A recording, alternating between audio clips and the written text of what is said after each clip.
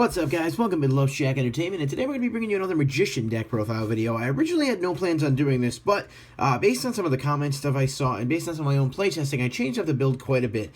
And it seemed like a lot of people had checked out that video, and I wanted to just show off basically like a second alternative version of the deck that I find to be working a little bit better, actually. So we're going to go through this one kind of quick because I did talk about it a lot in the last video. One of the things I did for sure was cut a bunch of traps and make some changes as far as the monster lineup goes, and it's a lot more consistent now. So this won't be a super long video or anything else, but I'm just going to throw it up there just so that those of you who wanted to see a different version of the deck have an alternative option. So let's go ahead with 3 Odd Eyes Pendulum Dragon. Basically, you know, it's a Odd Eyes Magician, so, you know, that's why you would want to play it.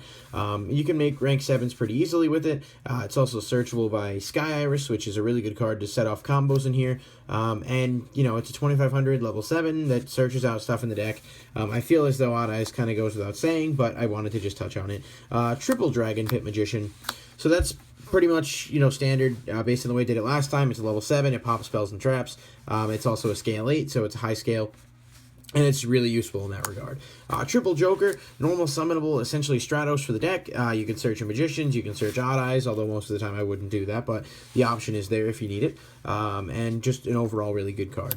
Triple Oath Dragon Magician, still like playing this at 3. The fact that you can recover lost resources from the graveyard after you pitched off Pendulum Call makes it really good for me. Also, the fact that you have the effect to, you know, pop Wisdom Eye Magician and then add something from the extra deck to the hand, get those searches, makes it pretty good as well. So these are some of the changes here. 2 Perform Mage Damage Juggler. Now, I'm not throwing the whole Pepe engine into this deck or anything like that. Damage Juggler I'm playing more than anything else as an out to Wavering Eyes, because the fact of the matter is this deck plays Wavering Eyes, but also almost every deck plays Wavering Eyes, and Damage Juggler is really just a strong way to get over it by negating, and the fact of the matter is I don't main Wavering Eyes at 3, I only play it at 2, so Juggler's a pretty strong option just to get over those Wavering Eyes. And not to mention, you know, it's decent to every once in a while, if I brick, at least I can stop some damage in the process. And then, so 2 Wisdom Eye Magician. So a lot of people play it at 3, and I've gone back and forth on the number. It's a really, really good card, arguably the best card in the deck. It's just that I don't think I need 3 because I do tend to brick them a little bit later in the game, and I don't necessarily focus a lot on the rank 4 element of the deck. But it's a really good card, and if you want to play 3, I'm definitely on board with it. Right now, I just feel as though I don't need to. 2 Magic Spectre Unicorn Kieran. So this was something somebody suggested, and I would shout them out if I remembered who it was, but I can't.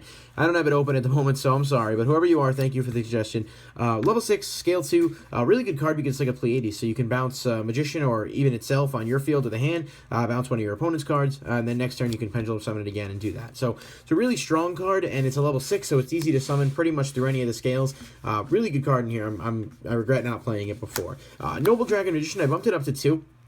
I believe the same person made that suggestion on the last one. It's a tuner, but the fact is you can pitch it with Dragon Pit Magician, get it engraved, revive it with Odd Eyes. Also, it's, you know, just you can special summon it from hand in those rare circumstances if that happens.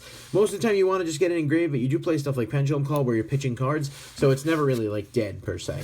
2 Janky Magician. So a lot of people play this at 1. I just like it at 2 because it's a 2500 beater in addition to Odd Eyes that also is good against the Cosmo matchup to some extent. Not to mention I do play a couple of cards in the deck that it works well with. So I'm playing it at 2. Some decks play it at 1. I didn't change that number just because I didn't feel like I needed to. The 1 Hat Trick, because it doesn't really make any sense to play Damage Jugglers alone. Hat Trick does, you know, you can special summon it and overlay with a Joker or something.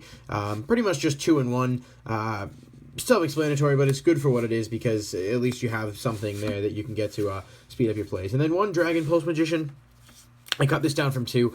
I just feel like it does dead draw a lot, and most of the time it's not really what I want to get into, and it's just kind of a waste of a play as far as other things in the deck doing that a little bit better.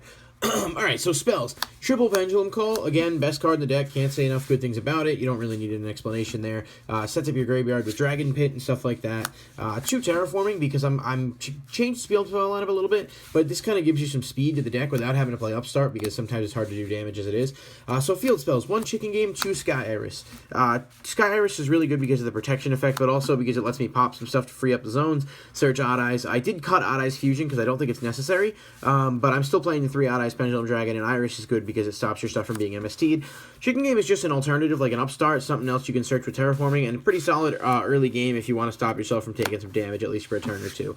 2 Wavering Eyes, again, decided to keep it at 2 rather than 3. I'm not playing Plush Fire, so I don't need it at 3 per se, and sometimes it can dead draw. 1 day a piece, that's new. Basically playing this in lieu of Upstart because I do like the fact that, you know, some decks OTK, and if I'm really working on getting combos set up here, at least I can just draw and not have to worry about taking damage on the next turn. And then 1 Sacred Sword, I did decide to keep this in. I'm still playing a good amount of 7, so this is never really dead. And the +1, the extra draw, does help a lot. Summoner's Art, I'm playing this at 1, the 3-to-1 ratio on Summoner's Art as far as, the hell's it called? Dragon Pit Magician. So really just nice to kind of speed things up, get it a little bit more quickly. 1 Allure of Darkness, and, you know, because that is what it is. And I actually cut Regeki from here too, because as most of the time you don't really need it, and you can get over it with other stuff.